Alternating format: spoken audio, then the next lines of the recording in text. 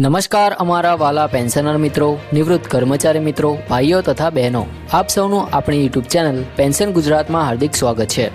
મિત્રો, આજનો આ વિડીયો ખૂબ જ મહત્વનો છે અને કદાચ તમને થોડો ચિંતિત પણ કરી શકે છે, કારણ કે જે સમાચાર આજે આપણે ચર્ચા કરવા જઈ રહ્યા છીએ તે સીધા લાખો પેન્શનરો અને સરકારી કર્મચારીઓના જીવન સાથે જોડાયેલા છે। તો મિત્રો, શું તમને પણ લાગતું હતું કે માર્ચ મહિના સુધીમાં ડીએ વધારાની ખુશખબર મળી જશે? શું તમે પણ રાહ જોઈને બેઠા હતા કે હવે સરકાર મોંઘવારી ભથ્થામાં વધારો જાહેર કરશે? પરંતુ મિત્રો, ગઈકાલે 25 માર્ચની કેબિનેટ બેઠક બાદ જે સ્થિતિ સામે આવી છે તેનાથી દરેક પેન્શનરોની આશા પર પાણી ફરી વળ્યું છે। કોઈ પણ પ્રકારની ડીએ વધારાની જાહેરાત કરવામાં આવી નથી અને આ જ મુદ્દા પર આજે આપણે ખૂબ જ વિગતવાર ચર્ચા કરવા જઈ રહ્યા છીએ, એટલે આ વિડીયોને અંત સુધી જરૂરથી જોતા રહેજો। તો મિત્રો, જો આપણે પાછલા વર્ષોની પરંપરા પર નજર કરીએ તો સામાન્ય રીતે દર વર્ષે માર્ચ મહિનામાં ડીએ વધારો જાહેર કરવામાં આવતો હતો। આ એક પ્રકારની નક્કી થયેલી પ્રક્રિયા જેવી બની ગઈ હતી અને દરેક કર્મચારી તથા પેન્શનરને વિશ્વાસ હતો કે માર્ચના અંત સુધીમાં તેમને વધારાનો લાભ મળશે। પરંતુ આ વખતે પરિસ્થિતિ સંપૂર્ણપણે બદલાઈ ગઈ છે। 2026માં અત્યાર સુધી કોઈપણ પ્રકારની સત્તાવાર જાહેરાત કરવામાં આવી નથી, જે ખરેખર ચિંતાનો વિષય છે। મિત્રો, હવે આપણે સમજીએ કે આ ડીએ એટલે શું અને તેનું મહત્વ શું છે।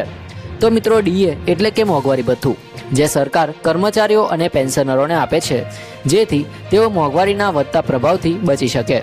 આજના સમયમાં રોજિંદા જીવનમાં ઉપયોગ થતી વસ્તુઓ જેમ કે ખાદ્ય પદાર્થો, દવાઓ, વીજળી, ગેસ અને અન્ય જરૂરી વસ્તુઓના ભાવ સતત વધી રહ્યા છે।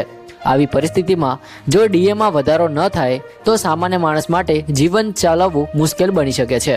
એટલે ડીએ માત્ર એક વધારાની રકમ નથી, પરંતુ તે જીવન જીવવા માટેનો એક મહત્વનો આધાર છે। મિત્રો, હવે વાત કરીએ કે આ વખતે ડીએમાં કેટલો વધારો થવાની શક્યતા છે। તો વિવિધ અહેવાલો અને આંકડાઓ મુજબ આ વખતે લગભગ 2% વધારો થવાની ધારણા છે। એટલે કે હાલ 58% જેટલું 58% જેટલું મોંઘવારી ભથ્થું મળી રહ્યું છે, તે વધીને 60% થઈ શકે છે।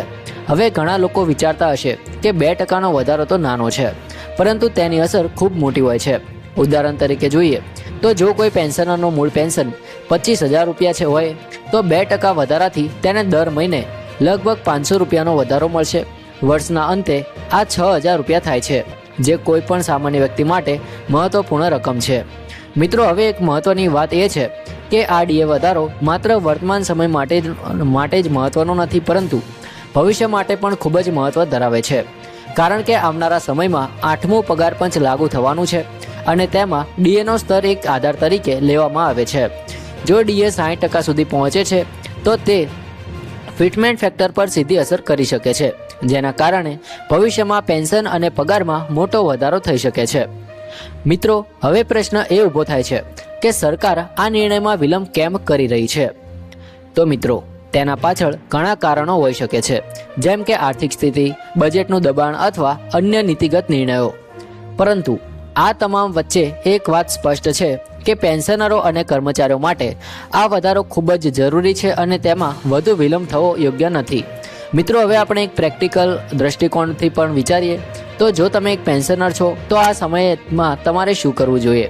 તો સૌથી પહેલાં તો તમારે તમારા તમામ પેન્શન સંબંધિત દસ્તાવેજો અને બેંક ડિટેલ્સ અપડેટ રાખવી જોઈએ, કારણ કે જ્યારે પણ ડીએનો વધારો જાહેર થશે ત્યારે તે આપમેળે તમારા ખાતામાં જમા થઈ જશે, પરંતુ કોઈ ટેકનિકલ ભૂલ ન થાય તે માટે તમારો ડેટા સચોટ હોવો ખૂબ જ જરૂરી છે।